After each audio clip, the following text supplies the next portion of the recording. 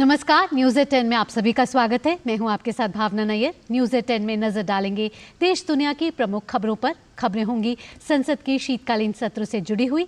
राजस्थान में आज होगा नई सरकार का शपथ ग्रहण समारोह। साथ ही अपडेट होंगी ओमान के सुल्तान की नई दिल्ली यात्रा की। खबरें होंगी अंतर्राष्ट्रीय खेल कारोबार से जुड़ी हुई भी। सबसे पहले इस वक्त की सुर्खियों पर नजर। राजस्थान में नई सरकार का शपथ ग्रहण आज। जयपुर में भजनलाल शर्मा लेंगे मुख्यमंत्री पद की शपथ। 2 उप मुख्यमंत्री दिया कुमारी और डॉक्टर प्रेमचंद बैरवा भी लेंगे शपथ। प्रधानमंत्री समारोह में होंगे शामिल।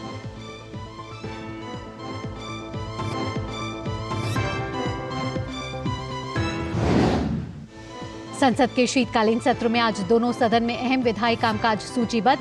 लोकसभा में भारतीय न्याय संहिता 2023, भारतीय नागरिक सुरक्षा संहिता 2023, भारतीय साक्ष्य विधेयक 2023 और पोस्ट ऑफिस संशोधन विधेयक 2023 पर होगी चर्चा।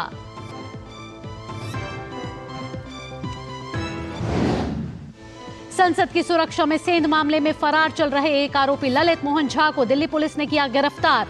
ललित मोहन झा को ही माना जा रहा है मुख्य साजिशकर्ता।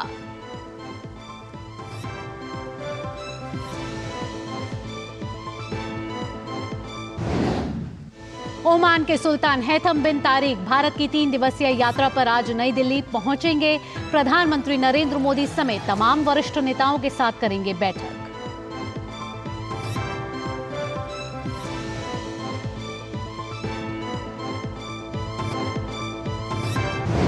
अंतर्राष्ट्रीय खबरों में हंगरी की आपत्तियों को दरकिनार करते हुए यूरोपीय संघ यूक्रेन और मोल्दोवा के साथ सदस्यता वार्ता शुरू करने पर हुआ सहमत।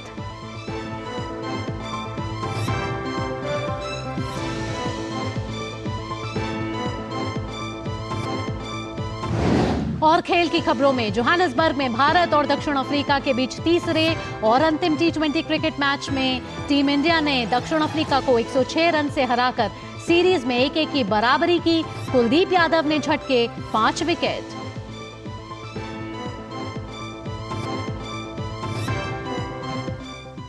न्यूज़ 10 में अब खबरें विस्तार से और शुरुआत राजस्थान से। राजस्थान में भाजपा विधायक दल के नेता भजनलाल शर्मा आज राजधानी जयपुर में मुख्यमंत्री पद की शपथ लेंगे। राज्यपाल कलराज मिश्र भजनलाल शर्मा को पद एवं गोपनीयता की शपथ दिलाएंगे। 2 उप मुख्यमंत्री दिया कुमारी और प्रेमचंद बैरवा भी आज शपथ लेंगे। जयपुर में आयोजित शपथ ग्रहण समारोह में प्रधानमंत्री नरेंद्र मोदी, गृह मंत्री अमित शाह और राष्ट्रीय अध्यक्ष जेपी नड्डा समेत तमाम गणमान्य लोग शामिल होंगे।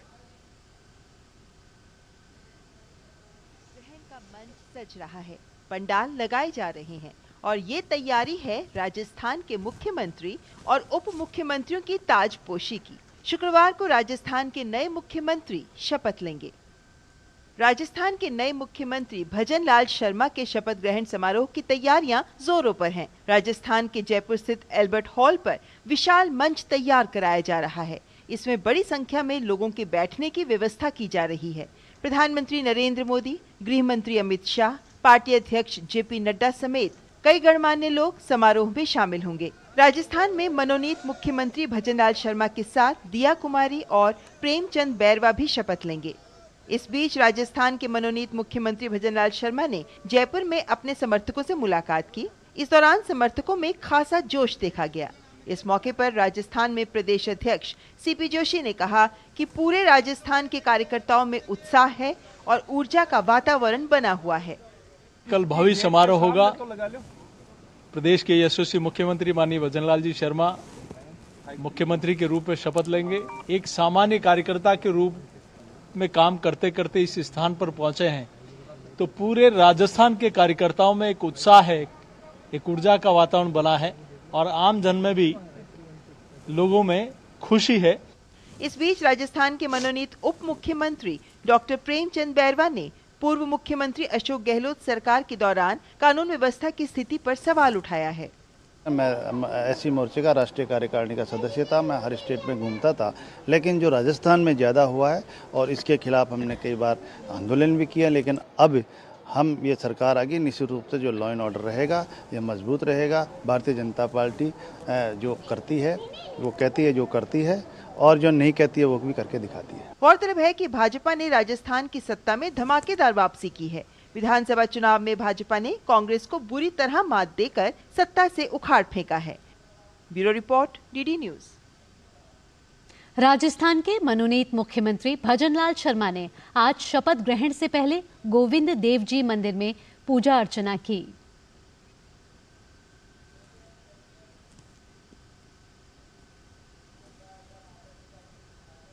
राजस्थान में भाजपा विधायक दल के नेता भजनलाल शर्मा आज राजधानी जयपुर में मुख्यमंत्री पद एवं गोपनीयता की शपथ लेंगे और शपथ ग्रहण से पहले गोविंद देव जी मंदिर में भजनलाल शर्मा ने पूजा अर्चना की।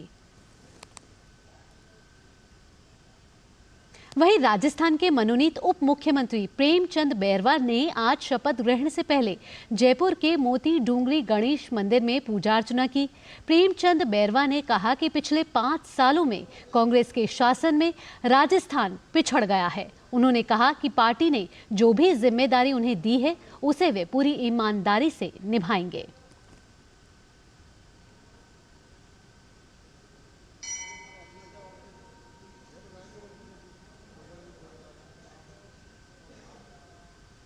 और अब खबर संसद के शीतकालीन सत्र से जुड़ी हुई। लोकसभा में पोस्ट ऑफिस संशोधन विधेयक 2023 पर चल रही चर्चा आज जारी रहेगी।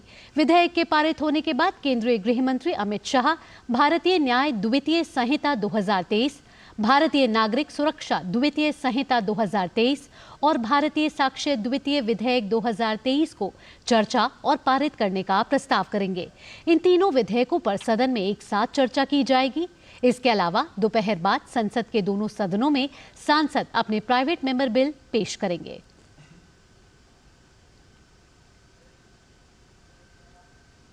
संसद की सुरक्षा में सेंध मामले में फरार आरोपी ललित मोहन झा को दिल्ली पुलिस ने गिरफ्तार कर लिया है। मुख्य साजिशकर्ता माने जा रहे ललित मोहन झा से पुलिस पूछताछ कर रही है।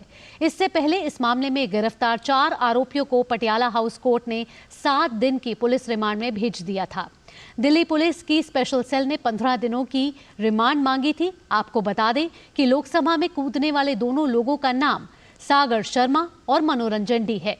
वहीं संसद भवन के बाहर से गिरफ्तार किए गए 2 लोगों की पहचान नीलम और अमोल शिंदे के रूप में हुई है। भाजपा सांसद और पश्चिम बंगाल भाजपा अध्यक्ष डॉक्टर सुकांत मजूमदार ने संसद सुरक्षा उल्लंघन मामले के मुख्य आरोपी ललित मोहन झा की सोशल मीडिया एक्स पर तस्वीरें साझा की हैं। इसमें दिखाया गया है कि जिसमें आरोपी ललित मोहन झा टीएमसी नेता तापस रॉय के साथ नजर आ रहे हैं। डॉक्टर सुकांत मजूमदार ने लिखा है कि हमारे लोकतंत्र के मंदिर पर हमले का मास्टरमाइंड ललित मोहन झा लंबे समय से टीएमसी के तापस रॉय के साथ घनिष्ठ संबंध में था। उन्होंने कहा कि क्या यह सबूत नेता की मिलीभगत की जांच के लिए पर्याप्त नहीं है? संसद में सवाल पूछने के बदले धन लेने के आरोप में लोकसभा से निष्कासित महुआ मोइत्रा की याचिका पर आज सुप्रीम कोर्ट सुनवाई करेगा। महुआ ने सोमवार को फैसले के खिलाफ सुप्रीम कोर्ट में याचिका दाखिल की थी। मोइत्रा के ने निष्कासन की सिफारिश करने वाली लोकसभा की आचार समिति पर पर्याप्त सबूत के बिना फैसले लेने का आरोप लगाया है। महुआ मोइत्रा ने अपनी याचिका में अयोग्यता को चुनौती देने के साथ आचार समिति के निष्कर्षों पर चर्चा के दौरान लोकसभा में खुद का बचाव करने की अनुमति नहीं दिए जाने की बात कही है। बढ़ते अगली खबर की ओर। ओमान के सुल्तान हैथम बिन तारिक आज से भारत की 3 दिवसीय राजकीय यात्रा पर रहेंगे। ओमान के सुल्तान के साथ वरिष्ठ मंत्रियों और अधिकारियों का उच्च स्तरीय प्रतिनिधि मंडल भी भारत दौरे पर आएगा। सुल्तान हैथम बिन तारिक की ये पहली भारत यात्रा होगी। ओमान के सुल्तान राष्ट्रपति द्रौपदी मुर्मू के निमंत्रण पर भारत आ रहे हैं। ओमान के सुल्तान की आज विदेश मंत्री डॉक्टर एस जयशंकर के साथ भी मुलाकात होगी। इसके साथ ही कल उनका राष्ट्रपति भवन में औपचारिक स्वागत किया जाएगा। अपनी यात्रा के दौरान वे प्रधानमंत्री नरेंद्र मोदी के साथ भी द्विपक्षीय बैठक करेंगे। इसके अलावा वे national gallery of modern art का भी दौरा करेंगे। खबरों के सिलसिले को आगे बढ़ाते हुए बात करते हैं। प्रधानमंत्री नरेंद्र मोदी ने परीक्षा पे चर्चा कार्यक्रम को लेकर सोशल मीडिया प्लेटफॉर्म एक्स पर लिखा है। उन्होंने कहा है कि परीक्षा पे चर्चा का उद्देश्य तनाव को सफलता में बदलना है, जिससे छात्र मुस्कुराते हुए परीक्षा दे सके। प्रधानमंत्री ने साथ ही कहा कि किसे पता है कि हमारे साथ परीक्षा पे चर्चा के संवाद में कोई बड़ा सुझाव मिल जाए। बता दें कि परीक्षा पे चर्चा एक वार्षिक कार्यक्रम है, जहां प्रधानमंत्री नरेंद्र मोदी बोर्ड परीक्षाओं में शामिल होने वाले छात्रों के साथ संवाद करते हैं। अगले वर्ष परीक्षा पे चर्चा कार्यक्रम में विद्यार्थी, शिक्षक और अभिभावक भाग ले सकते हैं। प्रधानमंत्री नरेंद्र मोदी ने सरदार वल्लभ भाई पटेल की पुण्यतिथि पर उन्हें नमन किया है। प्रधानमंत्री ने सोशल मीडिया प्लेटफॉर्म एक्स पर लिखा है कि महान सरदार वल्लभ भाई पटेल की उनकी पुण्यतिथि पर श्रद्धांजलि अर्पित करता हूं। उनके दूरदर्शी नेतृत्व और देश की एकता के प्रति अटूट प्रतिबद्धता ने आधुनिक भारत की नींव रखी। उनका अनुकरणीय कार्य भी हमें एक मजबूत और एकजुट देश के निर्माण की दिशा में मार्गदर्शन करता है। हम उनके जीवन से प्रेरणा लेते हैं और समृद्ध भारत के उनके सपने को साकार करने की दिशा में काम करते रहेंगे।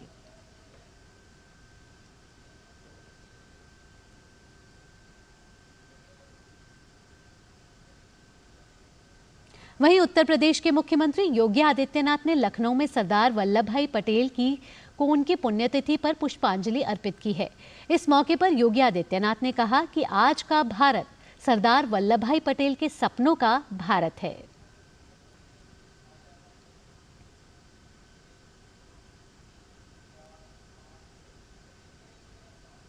हम लोग विनम्र श्रद्धांजलि अर्पित कर रहे हैं। हम सब जानते हैं लौह पुरुष सरदार वल्लभ भाई पटेल जी एक महान स्वाधीनता संग्राम सेनानी थे और स्वाधीनता संग्राम सेनानी होने के साथ ही उनका जो योगदान था स्वतंत्र भारत में नए भारत के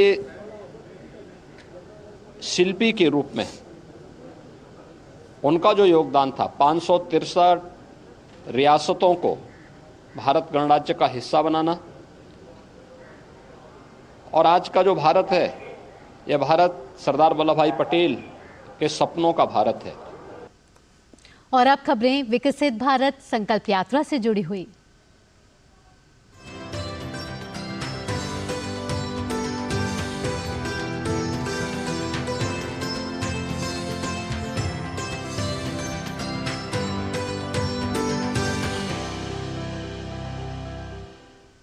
विकसित भारत संकल्प यात्रा हिमाचल प्रदेश के सुलह विधानसभा की कई पंचायतों तक पहुंच चुकी है। यात्रा के दौरान केंद्र सरकार द्वारा चलाई जा रही लोक कल्याणकारी योजनाओं के बारे में बताया गया। साथ ही ड्रोन टेक्नोलॉजी का कृषि में कैसे इस्तेमाल किया जा सकता है, इसके बारे में भी जानकारी दी गई। आइए आपको सुनवाते हैं। विकसित भारत संकल्प यात्रा जिला कांगड़ा की सुलह विधानसभा की पुन्नर, मलाहू, सीहोर, टूसनहू समेत कई पंचायतों में पहुंची। इस मौके पर यात्रा में केंद्र सरकार द्वारा लाभान्वित लाभार्थियों ने बढ़ चढ़कर हिस्सा लिया और बड़े उत्साह से विकास रथ का स्वागत किया। मेरी कहानी मेरी जुबानी पहल के तहत लाभार्थियों ने अपने अनुभव साझा किए। हमें प्रधानमंत्री आवास योजना के तहत मकान बनाने के लिए पैसा मिला था, तो हम पहले कच्चे मकान में रहते थे, अब हम पक्के मकान में रह रहे हैं। मुझे मातृ तब योजना का लाभ मिला हुआ था जब भी मेरी डिलीवरी हुई थी और इसके दौरान मुझे 5,000 रुपये की राशि प्राप्त हुई है। हमें उज्ज्वल गैस योजना के तहत हमें बड़ी सुविधाएं मिली हैं। पहले हम लकड़ी और चूल्हों में भोजन बनाते थे, परंतु अब हमें गैस योजना से बहुत सुविधाएं उपलब्ध हो गई हैं। मोदी सरकार ने किसान निधि का जो पैसा किसानों को मिल रहा है, तो उसके लिए हम सब किसान मोदी सरकार का बहुत बहुत धन्यवादी हैं। विकसित भारत संकल्प यात्रा के दौरान ड्रोन आकर्षण का केंद्र बना हुआ है। कार्यक्रम के दौरान मौजूद लोगों को ड्रोन के कृषि में इस्तेमाल के बारे में जानकारी दी गई और लोगों को ड्रोन चलाकर भी दिखाया गया। साथ ही इसके लाभ के बारे में जानकारी दी गई। हम लोग विकसित भारत यात्रा के साथ सरकार की तरफ से एक ड्रोन जो है एग्रीकल्चर ड्रोन जगह जगह पे उसके डेमो दे रहे हैं। हम लोगों को जागरूक किया जा रहा है नई तकनीक से जोड़ने के लिए कि आने वाले समय में खेती जो है इस ड्रोन से किस तरह से की जा सकती है। जगह जगह पे इनको उड़ा के दिखाया जा रहा है। विकास रथ में एलईडी द्वारा केंद्र सरकार द्वारा चलाई जा रही विभिन्न कल्याणकारी योजनाओं की जानकारी लोगों को दी जा रही है और लोगों की समस्याओं का निराकरण भी किया जा रहा। कार्यक्रम के दौरान लोगों का स्वास्थ्य चेकअप भी किया जा रहा है। Bureau report, DD news. आगे बढ़ते हैं। विकसित भारत संकल्प यात्रा का जम्मू कश्मीर के राजौरी जिले में सकारात्मक प्रतिक्रिया मिल रही है। संकल्प यात्रा की आईईसी वैन का स्थानीय लोगों ने गर्मजोशी से स्वागत किया। यात्रा राजौरी जिले के ढांगरी ब्लॉक के दलगोरा और गोधेर पंचायत पहुंची। वैन के जरिए प्रधानमंत्री नरेंद्र मोदी का संदेश और 2047 तक भारत को एक विकसित राष्ट्र बनाने के उनके दृष्टिकोण से जनता को अवगत कराया गया। कार्यक्रम में उपस्थित लोगों ने इस उद्देश्य के लिए अपनी प्रतिबद्धता जताई और संकल्प भी लिया। वहीं लाभार्थियों ने मेरी कहानी मेरी जुबानी के तहत अपने अनुभव साझा किए कि विभिन्न योजनाओं का लाभ मिलने के बाद उनके जीवन में किस तरह का बदलाव आया है। मेरा कच्चा मकान था मिट्टी वाला, उसमें पानी आता था, बारिश से पूरा पानी अंदर आ जाता था, इसलिए मेरे को पक्का मकान मिला है। गवर्नमेंट इंडिया मोदी का सरकार का शुक्रिया अदा करता हूँ। सरकार जो दो किसानों का पैसा भेजती है उसी से हम बीज बूज खरीदते हैं और हम फसल अच्छी हो जाती है। सरकार का बड़ा शुक्रिया। बीज लेते हैं जो फील्ड वगैरह खरीदते हैं उससे हमारे फसल अच्छी हो जाती है। पैसा भी मिल रहा है, मकान भी चल रहा है, काम चल रहा है। कच्चा मकान तो क्या मुश्किल थी? कहाँ बड़ी मुश्किल दी जाए, परेशानी बड़ी सी। आज मुतमईन तो शुक्रिया सरकार को। न्यूज़ 10 में वक्त हो चला एक छोटे से ब्रेक का। ब्रेक के बाद बात करेंगे अयोध्या में राम मंदिर की प्राण प्रतिष्ठा को लेकर कैसी हो रही है तैयारियां, ये सब इस छोटे से ब्रेक के बाद।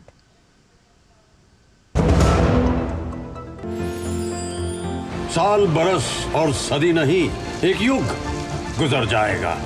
उम्र न पूछो वंडर की, जब फर्क नजर आएगा। वंडर सीमेंट, फर्क नजर आएगा। मिठाई तो हमारे जमाने में होती थी। हाँ तो जाइए ना अपने जमाने में। रोमांस तो हमारे जमाने में होता था। पेमेंट भी उसी जमाने का है। अरे भैया डिजिटल पेमेंट करना सीखे नए जमाने में। इजी, सेफ एंड फास्ट है। हमने तो इनको डिजिटल पेमेंट करना सिखा दिया। आपने ये सेल्फी लेते हैं, ये हमारे जमाने का है।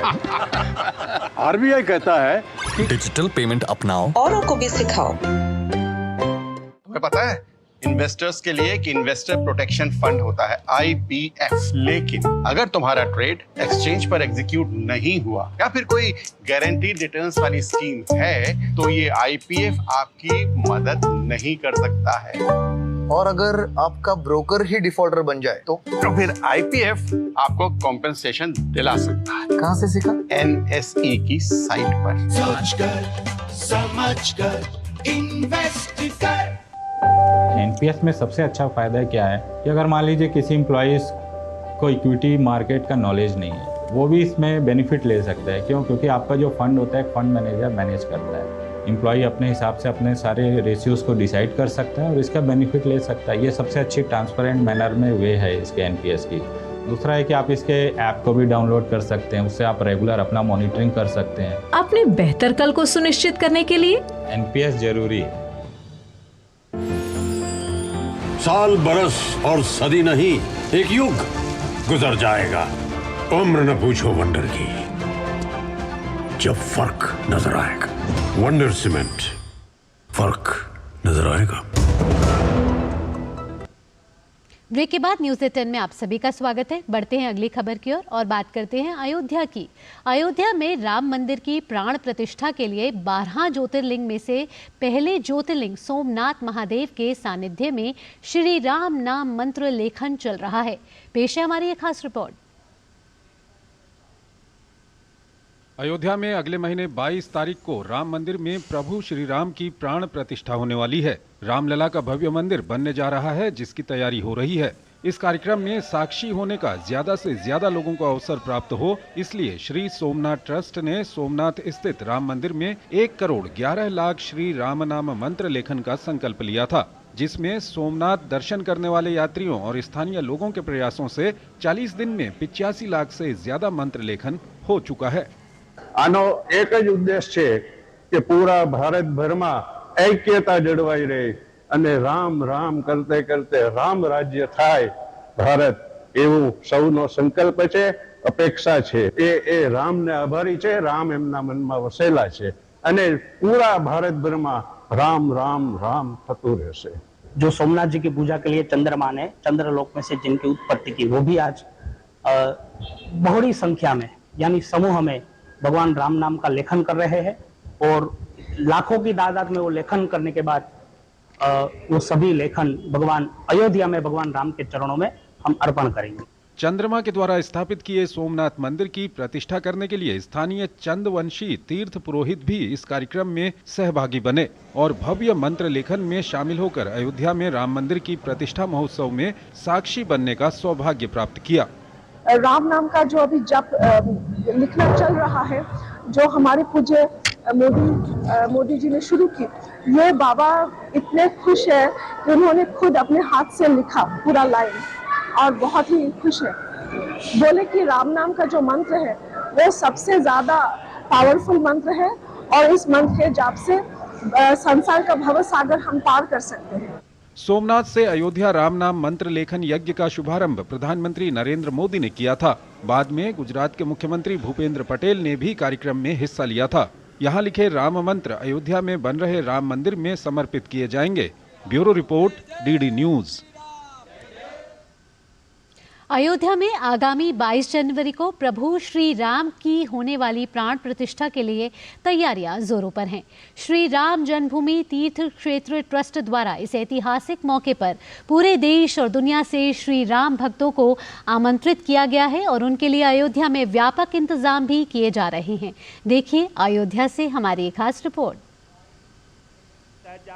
सैकड़ों वर्षों के विवाद के समाधान के बाद अब जबकि 22 जनवरी को प्रभु श्री राम लला की प्राण प्रतिष्ठा प्रधानमंत्री नरेंद्र मोदी के हाथों होंगी, तो इस अवसर को और भी ऐतिहासिक बनाने के लिए विश्व हिंदू परिषद और श्री राम जन्मभूमि तीर्थ ट्रस्ट कोई कोर कसर नहीं छोड़ना चाहता है।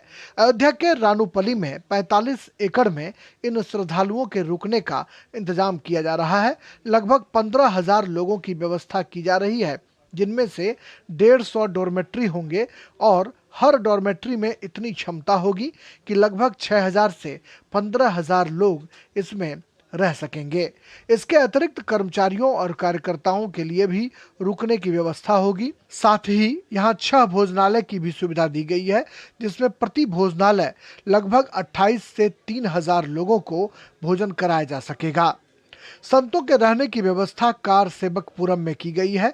लगभग 7,000 से अधिक लोगों को इस अवसर पर आमंत्रण भेजा जा चुका है, जिनमें से 60% संत महात्मा हैं और 40% अन्य सभी संप्रदायों के अखाड़े के संत महात्मा शामिल होंगे।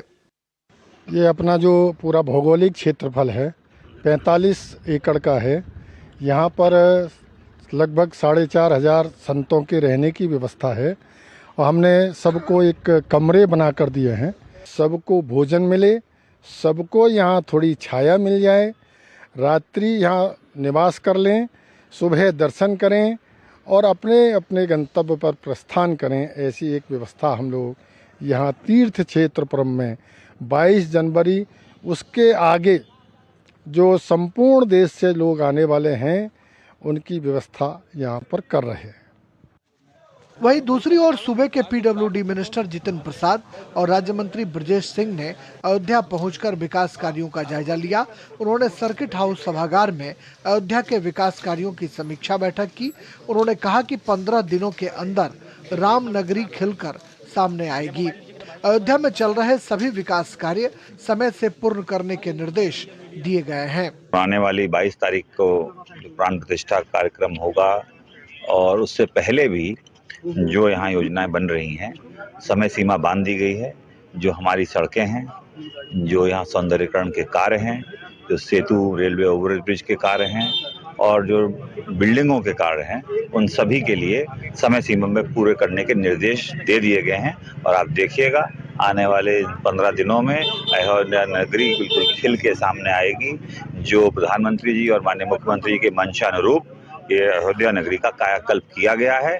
माना जा रहा है कि आने वाले दिनों में अयोध्या में प्रभु श्री राम की प्राण प्रतिष्ठा के बाद श्रद्धालुओं की तादाद अयोध्या में तेजी से बढ़ेगी और प्रतिदिन लगभग हजारों लोग श्री राम लला का दर्शन करेंगे। यहाँ पर अस्थायी टेंट सिटी लगाई गई है। अयोध्या में 22 जनवरी से आने वाले दिनों तक देश भर से आने वाले श्रद्धालुओं के लिए सुविधाएं मिलती रहेंगी। भगवान राम की आस्था में डूबी अयोध्या के सैलाब में कोई व्यवस्था कम न रह जाए, इसका पूरा प्रबंधन ध्यान दे रहा है। विवेक के साथ आशुतोष शुक्ला, डीडी न्यूज अयोध्या। कुछ और प्रमुख खबरों पर नजर डालते हैं। दिल्ली विधानसभा का विशेष सत्र आज से शुरू होगा। ये 2 दिवसीय सत्र बेहद ही खास होने वाला है क्योंकि बजट सत्र के बाद ये पहला सत्र होगा जिसमें प्रश्नकाल रखा जाएगा। 18 दिसंबर को सदन की दूसरी बैठक होगी।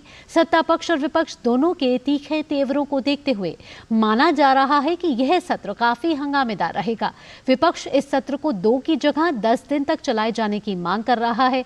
विधानसभा नेता प्रतिपक्ष रामवीर सिंह बिधूड़ी ने आरोप लगाया है कि दिल्ली सरकार भ्रष्टाचार में डूबी हुई है। यही वजह है कि सरकार सदन में चर्चा कराना नहीं चाहती। और अब वायु प्रदूषण से जुड़ी हुई खबर। दिल्ली एनसीआर में लोगों को प्रदूषित हवा से राहत नहीं मिल रही है। आज भी AQI 360 के पार है जो बहुत खराब श्रेणी में है। प्रदूषण की वजह से आसमान में धुंध छाई हुई है। राष्ट्रीय राजधानी के कई हिस्सों में हवा बहुत खराब बनी हुई है। अभी कुछ दिनों तक हालात इसी तरह के बने रहने की आशंका है। लोगों को कई परेशानियों का सामना करना पड़ रहा है।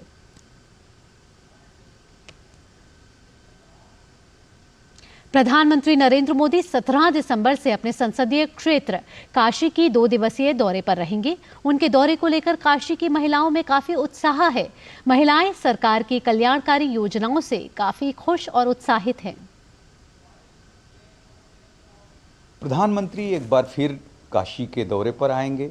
17-18 तारीख को काशी में होंगे और कुछ कार्यक्रम का उद्घाटन करेंगे और जो विकसित भारत संकल्प यात्रा है उसको देखेंगे।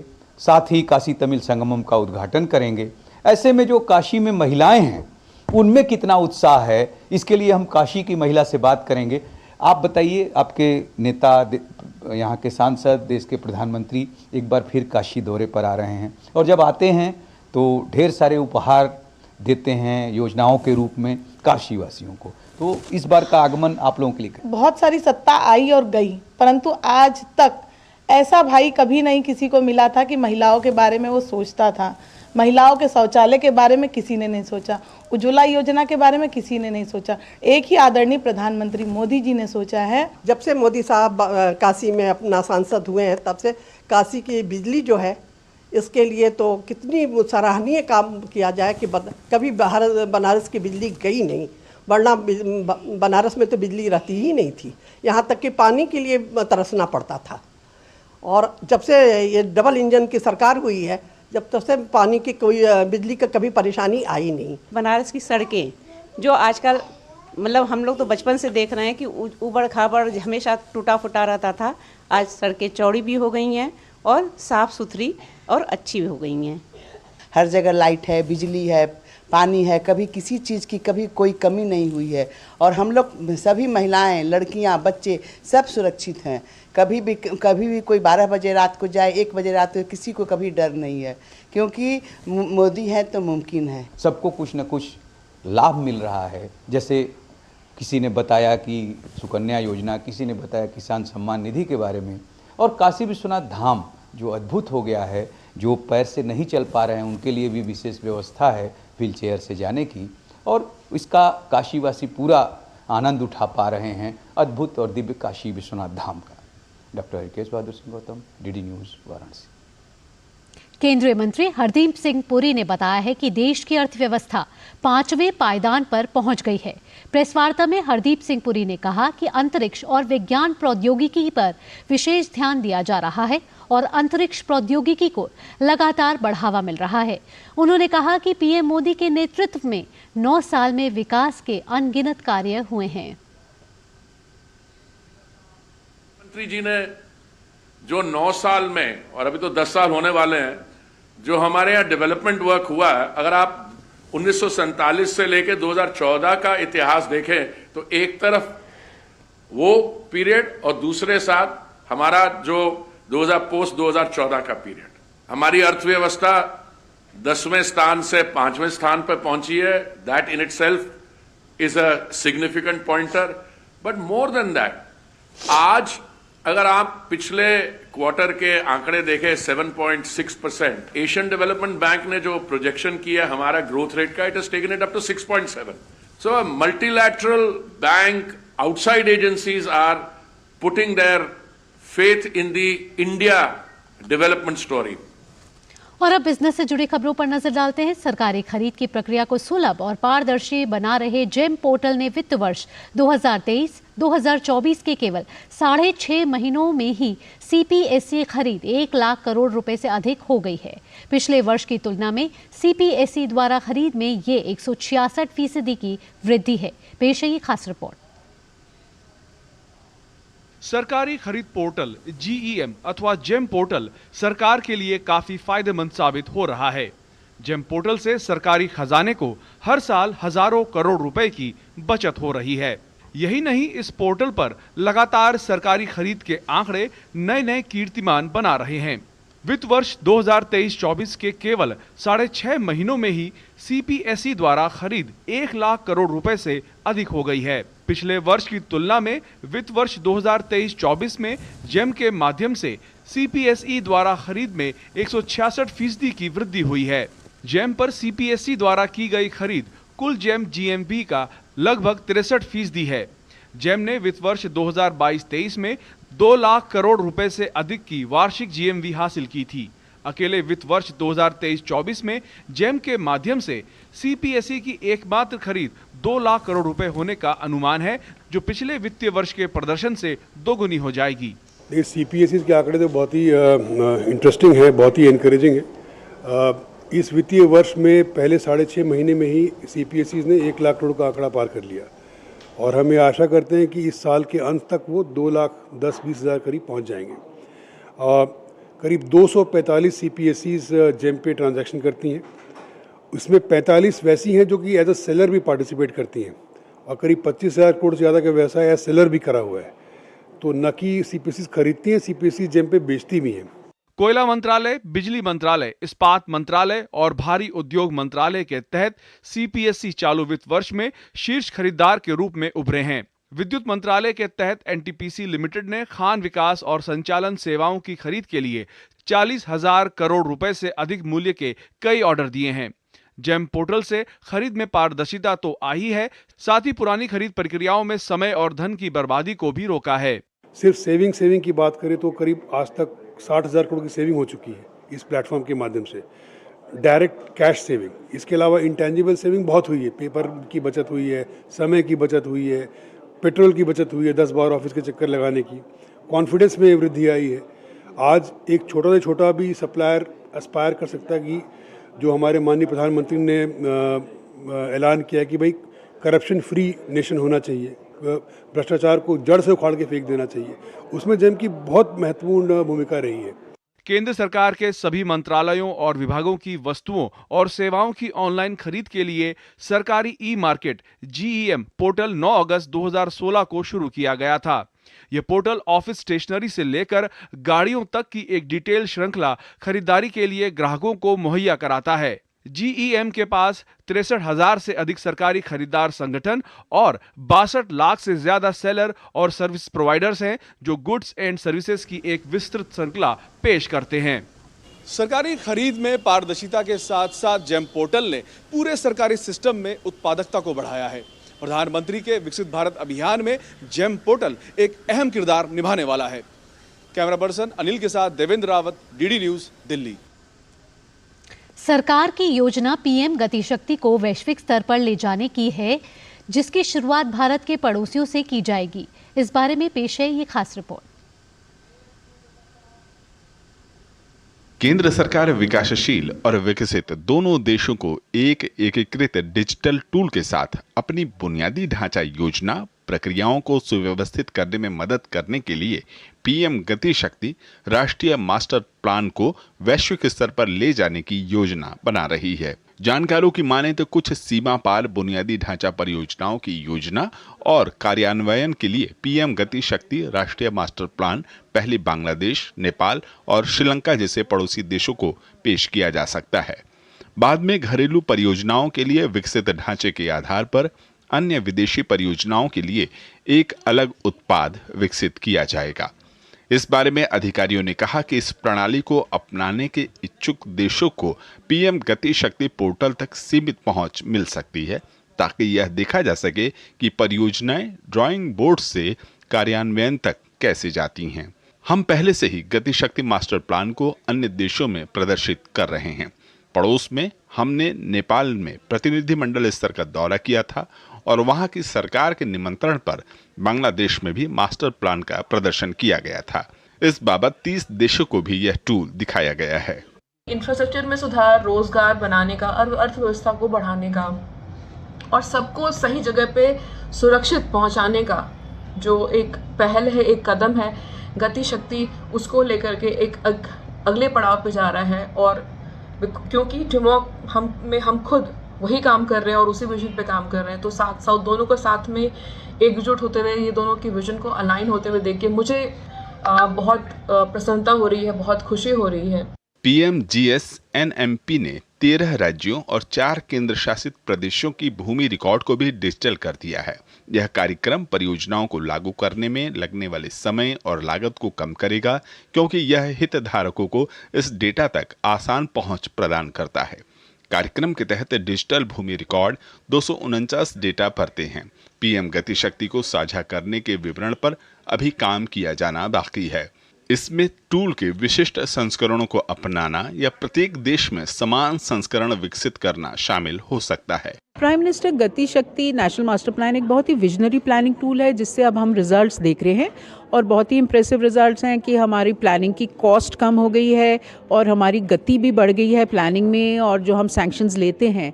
तो अब ये जो हमको डेटा मिल रहा है लॉजिस्टिक्स कॉस्ट से कि first mile last mile connectivity issue है, या एक सड़क पर कंजेशन है, ट्रैफिक कंजेशन, उसको हमें ब्रॉडन करना है, या रेलवे लाइन में हाई डेंसिटी का कोई पैच है जहाँ पर हमको बॉटलनेक को ईज आउट करना है। तो ये सब जब डिसएग्रीगेटेड डेटा हमारे पास और भी रिफाइंड वे में फ्लो होगा बिग डेटा एनालिटिक्स के साथ, तो उससे हमारा प्लानिंग ऑफ इंफ्रास्ट्रक्चर और भी बेहतर होगा। योजना सबसे पहले उन देशों को टूल प्रदान करने की है जहां भारत पहले से ही परियोजनाओं को निष्पादित कर रहा है। अंतर्राष्ट्रीय सेवा में प्लेटफॉर्म पर अन्य देशों से डेटा मैप करना और फिर परियोजनाओं की योजना बनाना, या अन्य देशों को स्वयं परियोजनाओं की योजना के लिए टूल का उपयोग करने के लिए सीमित पहुंच प्रदान करना शामिल हो सकता है। PMGSNMP सामाजिक आर्थिक विकास के साथ साथ आर्थिक और ढांचागत योजना को भी एकीकृत करता है। इसे पूरक करने के लिए सॉफ्ट इंफ्रास्ट्रक्चर लॉजिस्टिक क्षेत्र को संबोधित करने के लिए 17 सितंबर 2022 को राष्ट्रीय लॉजिस्टिक नीति भी शुरू की गई थी। सरकार ने वडोदरा में गति शक्ति विश्वविद्यालय भी स्थापित किया है, जिसका लक्ष्य परिवहन और लॉजिस्टिक क्षेत्रों के लिए सर्वोत्तम जनशक्ति और प्रतिभा को तैयार करना है। Bureau report, DD news. यहाँ वक्त है एक छोटे से ब्रेक का। ब्रेक के बाद बात होगी शेयर बाजार से जुड़ी हुई, अंतर्राष्ट्रीय खबरें होंगी और खेल से जुड़ी हुई खबरें भी होंगी। आप जुड़े रहिए न्यूज़ एट 10 के साथ।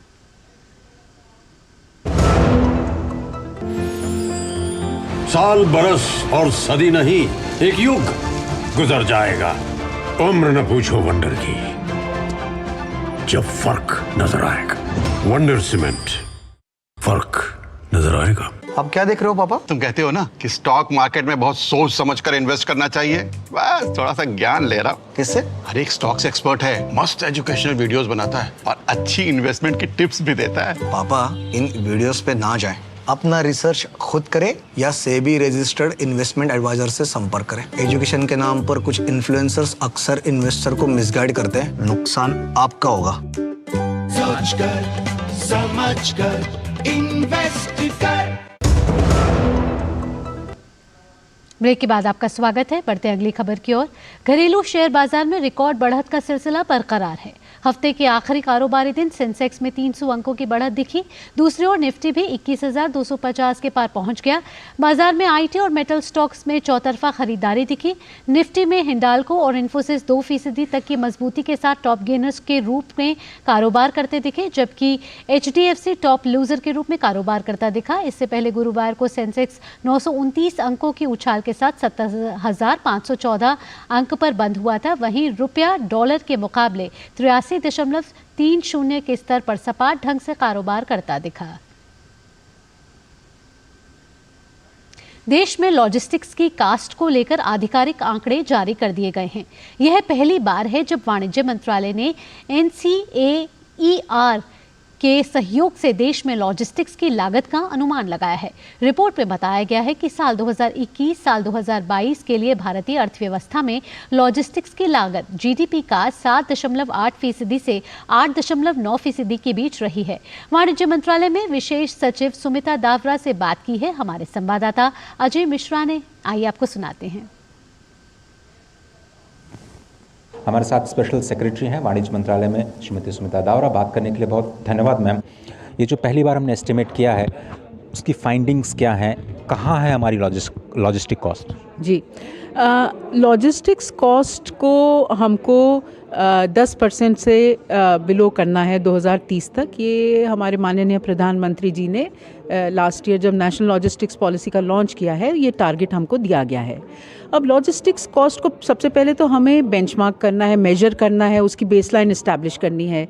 क्योंकि हमारे पास ऑफिशियल एस्टिमेट्स नहीं थे, हमने NCAER के साथ पार्टनरशिप करी और एशियन डेवलपमेंट बैंक को इन्वॉल्व करा और हमने एक कंप्यूटेशन करा। हमारे पास गवर्नमेंट सोर्सेज से क्या क्या इंफॉर्मेशन डेटा अवेलेबल है, और दूसरा सबसे बड़ी बात है कि एलिमेंट्स क्या हैं लॉजिस्टिक्स कॉस्ट के, उनको आइडेंटिफाई किया गया है और अवेलेबल डेटा सोर्स के साथ उसका एक असेसमेंट किया गया है, जो हमने आज पेश किया है। 7.8% से 8.9% की रेंज हमने इस्टेब्लिश करी है, जो कि NCAER की स्टडी है और डेटा गवर्नमेंट सोर्सेज का है। आगे जाते हुए वो कौन से फैक्टर्स हैं जिनको आप इंक्लूड करना चाहेंगे? आपने शायद कहा कि बिग डेटा एनालिटिक्स करेंगे, ई-वे बिल्स और GST नंबर्स या दूसरे फैक्टर्स हैं, तो वो कौन से बिग डेटा होंगे जिन पर अब आपकी नज़र रही होंगी फ्यूचर के नंबर्स के लिए? जी, अब देखिए, भारत इतना बड़ा देश है और इसमें डिफरेंट स्टेट्स में जब कार्गो मूव करता है तो इंफ्रास्ट्रक्चर की वेरिएशन होती है, टेरेन की वेरिएशन होती है, प्रोसेसेस की वेरिएशन होती है, लॉजिस्टिक्स सर्विसेज चाहे वो स्टेट के ऑफिशियल्स हों या हमारे प्राइवेट ऑपरेटर्स हों, तो ये सब के ऊपर हमें डिसएग्रीगेटेड डेटा की ज़रूरत है। आज अगर आप देखें तो फास्टैग से हमें बहुत इन्फॉर्मेशन आ रही है। फास्टैग से जो वेटिंग टाइम है वो कितना कम हुआ है पिछले कुछ सालों में। और ऐसे ही अगर हम देखें रेलवे इलेक्ट्रिफिकेशन का रिफॉर्म देखें या लैंड पोर्ट अथॉरिटी के डिजिटाइजेशन सिस्टम्स देखें, जिसकी वजह से 56-57 डेज़ का वेटिंग जो पेट्रोपोल पे था वो 24 घंटे से कम हो गया है। तो इस तरह के जब हम रिफॉर्म्स देखते हैं उनका क्या प्रभाव पड़ रहा है लॉजिस्टिक्स कॉस्ट पर, और लॉजिस्टिक्स डेटा बैंक जिसमें हम कंटेनर्स को ट्रैक कर रहे हैं RFID टेक्नोलॉजी से, उससे भी बिग डेटा एनालिटिक्स आ रहा है। नेपाल की राजधानी काठमांडू में 20वें हस्तशिल्प व्यापार मेले का आयोजन किया जा रहा है। राष्ट्रपति रामचंद्र पौडेल ने व्यापार मेले के साथ 18वें हस्तशिल्प प्रतियोगिता का भी उद्घाटन किया। रामचंद्र पौडेल ने कहा कि हस्तशिल्प उद्योग और व्यापार को बढ़ावा देकर नेपाल की पहचान अंतर्राष्ट्रीय स्तर पर बढ़ाई जा सकती है। ये हस्तशिल्प व्यापार मेले कल से शुरू हुआ था, जो 18 दिसंबर तक चलेगा। इसका मकसद स्थानीय हस्तशिल्प को बढ़ावा देना है, साथ ही स्थानीय संसाधनों का उपयोग करने वाले कारीगरों और शिल्पकारों के उद्यमों के बारे में जागरूकता पैदा करना है। International institute for the unification of private law की गवर्निंग काउंसिल के लिए भारत की पहली महिला उम्मीदवार उमा शेखर को ऐतिहासिक जीत मिली है। इटली में हुए चुनाव के पहले दौर में 59 वोटों में से 45 वोटों के साथ उन्होंने जीत दर्ज की है। गवर्निंग काउंसिल में चुने जाने के लिए 21 वोटों की ज़रूरत होती है। भारत 2024 से 2028 की अवधि के लिए गवर्निंग काउंसिल का सदस्य होगा। गवर्निंग काउंसिल में 25 पद हैं जो प्रतिष्ठित कानूनी विशेषज्ञों के पास हैं। चुनाव में संयुक्त राज्य अमेरिका, चीन, सऊदी अरब, तुर्की, फ्रांस सहित 32 प्रतियोगी मैदान में थे। रूस, अमेरिका और चीन के उम्मीदवार गवर्निंग काउंसिल में पद जीतने में विफल रहे हैं।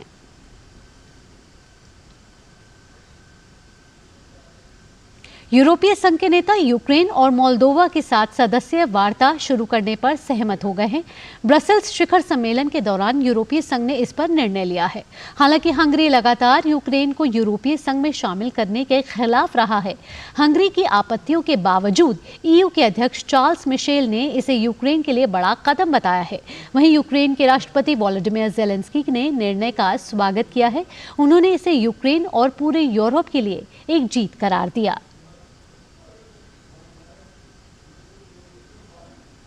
मेक्सिको में भूकंप के झटके महसूस किए गए हैं। भूकंप की तीव्रता 3.2 मापी गई है। भूकंप से इमारतें हिल गई और लोग सड़कों पर आ गए। इसके बाद राजधानी में और कई छोटे भूकंप आए। इस हफ्ते आए सूक्ष्म भूकंपों से किसी क्षति या मृत्यु की सूचना नहीं है। अंतर्राष्ट्रीय खबरों में आगे बढ़ते हैं। इजराइल और हमास के बीच जारी संघर्ष को अब 2 महीने से ज्यादा हो गए हैं। संघर्ष विराम के खत्म होने के बाद से दिन ब दिन स्थिति खराब होती जा रही है। दुनिया भर के कई देशों में इजराइल के विरोध और फिलिस्तीन के समर्थन में प्रदर्शन हो रहे हैं। ये प्रदर्शनकारियां गाजा में हिंसा समाप्त करने की मांग कर रहे हैं और फिलिस्तीनी लोगों के साथ खड़े हैं। अमेरिका के पेंसिल्वेनिया में इजराइल और हमास के बीच संघर्ष विराम की मांग करते हुए विरोध प्रदर्शन किया गया। इस दौरान प्रदर्शनकारियों ने कई सड़कों को भी बंद कर दिया, जिससे यातायात प्रभावित हुआ। और अब खेल से जुड़ी खबरों पर नजर डाल लेते हैं। भारत ने दक्षिण अफ्रीका के खिलाफ 3 T20 मैचों की सीरीज के आखिरी मुकाबले में कल शानदार जीत हासिल की। जोहानिसबर्ग में खेले गए मैच को टीम इंडिया ने 106 रन से अपने नाम कर लिया। साथ ही जीत के साथ टीम इंडिया ने सीरीज को 1-1 की बराबरी पर समाप्त किया। भारत और दक्षिण अफ्रीका के बीच अब 3 वनडे मैचों की सीरीज खेली जाएगी, जिसमें पहला मुकाबला 17 दिसंबर को इसी मैदान पर खेला जाएगा। यहाँ रुक रहे एक छोटे से ब्रेक के लिए, जल्द हाजिर होते हैं।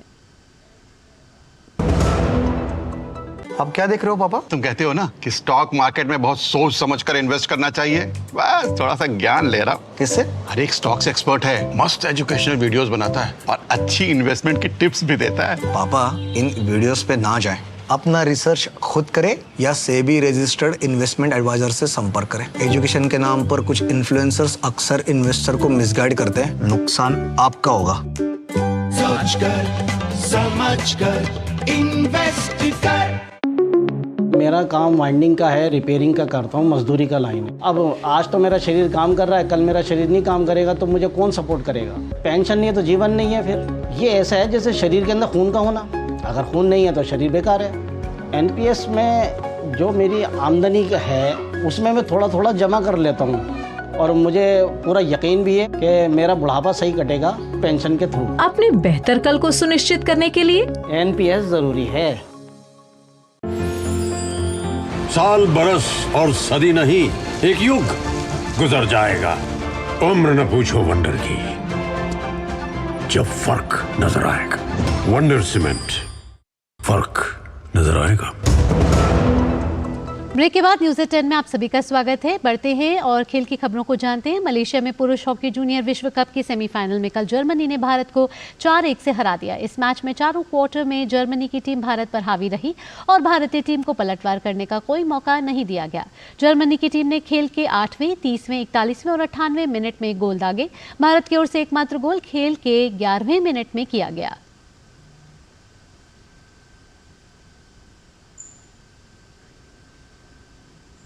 खेलो इंडिया पैरा गेम्स में पैरा निशानेबाज मनीष नरवाल का दमदार प्रदर्शन देखने को मिला है, जिन्होंने 10 मीटर एयर पिस्टल इवेंट का स्वर्ण पदक अपने नाम किया है। मनीष से खास बात की है हमारे संवाददाता नारायण सिंह ने।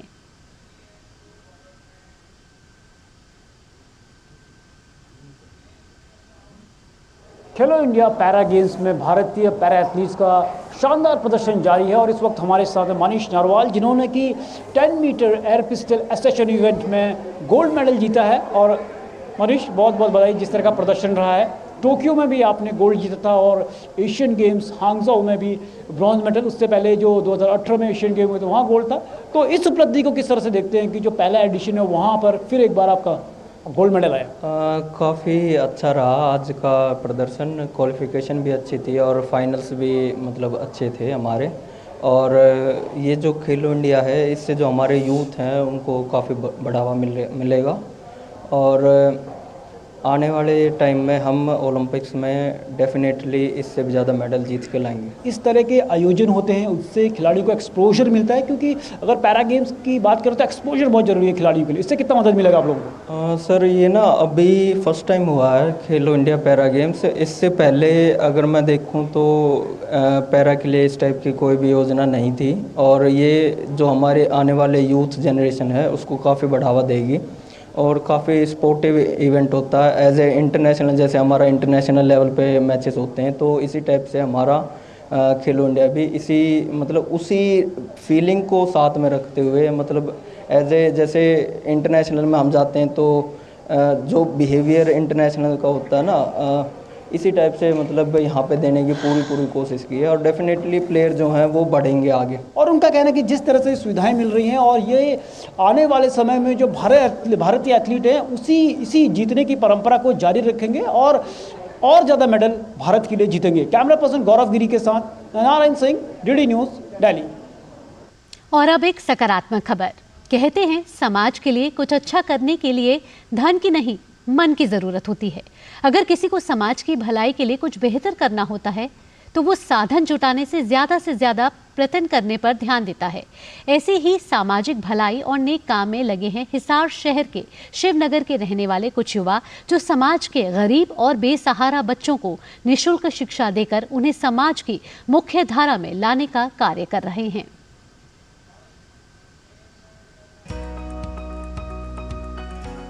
कहते हैं समाज में कुछ अच्छा करने के लिए धन की नहीं मन की ज़रूरत होती है।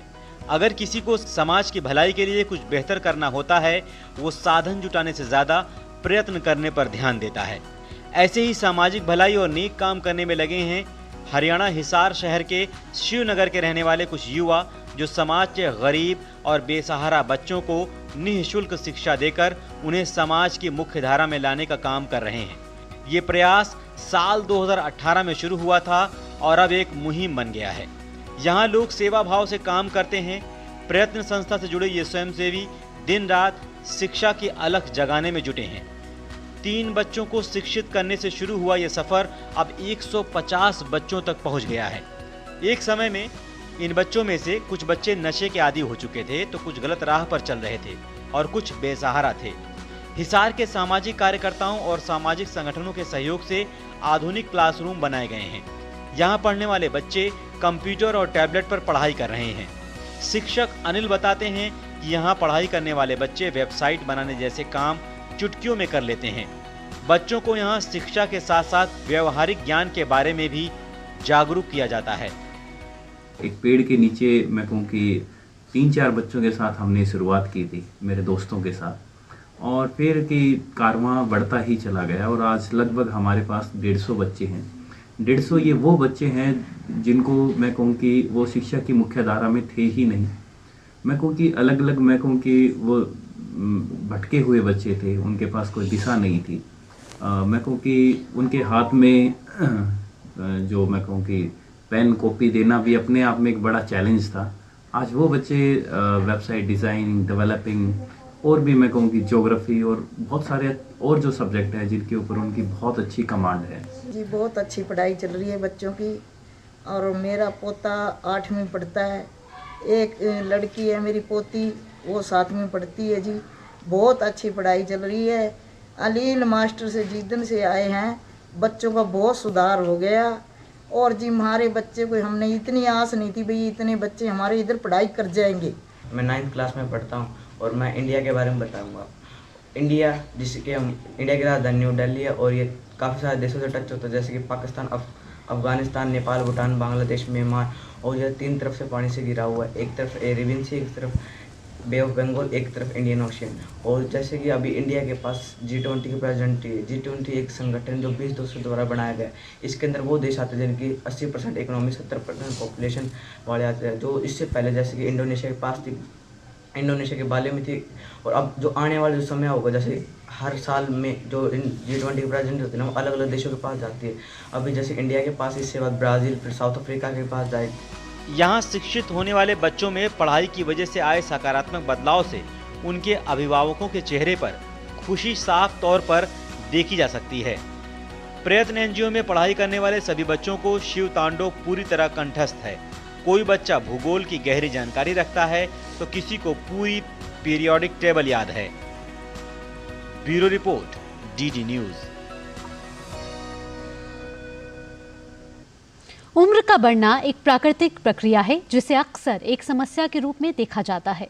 बढ़ती उम्र में कैसी जीवन शैली अपनाकर समस्याओं को दूर रखा जा सकता है और स्वास्थ्य को बेहतर जीवन के लिए क्या किया जा सकता है, आइए समझते हैं इस रिपोर्ट के जरिए। हमें दीजिए इजाजत, नमस्कार।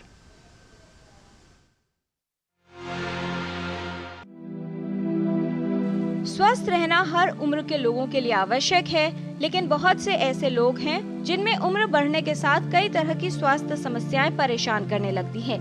ये जानना आवश्यक है कि उम्र बढ़ने के साथ अपनी सेहत की देखभाल कैसे की जाए। ये जो बुढ़ापा है ये अचानक नहीं आता है। इसके लिए 60 साल से अपनी लाइफस्टाइल मॉडिफिकेशन, अपनी डाइट, इस पे ध्यान रखना बहुत ज़रूरी है। और जो अगर आपको बीमारी है ब्लड प्रेशर की, शुगर की, और जो बीमारी है उसका रेगुलर चेकअप कराना और जांच कराना बहुत ज़रूरी है। और उसकी दवाई जैसे आपके स्पेशलिस्ट एडवाइस करते हैं वो लेते रहना बहुत ज़रूरी है। वृद्धावस्था एक बेहद महत्वपूर्ण अवस्था है जिसमें अधिक सतर्क रहने की आवश्यकता है। साथ ही अपनी सेहत का ध्यान रखना भी जरूरी होता है। बढ़ती उम्र में खुद को कैसे व्यस्त रखना है, दिनचर्या कैसी हो, खान पान कैसा हो और व्यायाम का क्या महत्व है, ये सब कुछ जानने की आवश्यकता है। आप अपनी बॉडी को एक्टिव रखिए। आपको जो बीमारी है उसका इलाज, उसकी दवाइयाँ नियमित रूप से लीजिए और रोज़ का काम कर रहे हैं उसको करते रहिए। और सबसे ज़रूरी एक्सरसाइज है सैर पे जाना, वॉक जाइए। सुबह नहीं जा सकते तो जब धूप निकल आती है तो तब चले जाइए। और अपनी डाइट का ख्याल रखिए। डाइट में प्रोटीन्स होना, अगर आप अंडा लेते हैं तो अंडा रोज़ लीजिए। अनलेस आपको कोलेस्ट्रॉल की प्रॉब्लम है तो फिर आपको एडवाइस किया गया, नहीं तो दूध पीजिए। कैल्शियम सप्लीमेंटेशन लेना और अपनी जो दवाइयाँ शुगर, ब्लड प्रेशर, हृदय की हैं वो आप नियमित रूप से लीजिए। एक्सरसाइज, वॉक करिए। योगा अगर कर सकते हैं तो जितना आप कर सकते हैं उतना करिए। मेडिटेशन, रिलैक्सेशन करिए। जरूरी है कि आप बढ़ती उम्र के लिए पहले से तैयारी करें, अच्छी आदतों को अपनाएं, स्वस्थ खाएं, व्यायाम अवश्य करें और स्वस्थ जीवन शैली अपनाएं, जिससे बढ़ती उम्र में समस्याओं का खतरा कम हो और आप वृद्धावस्था में भी स्वस्थ रह सकें।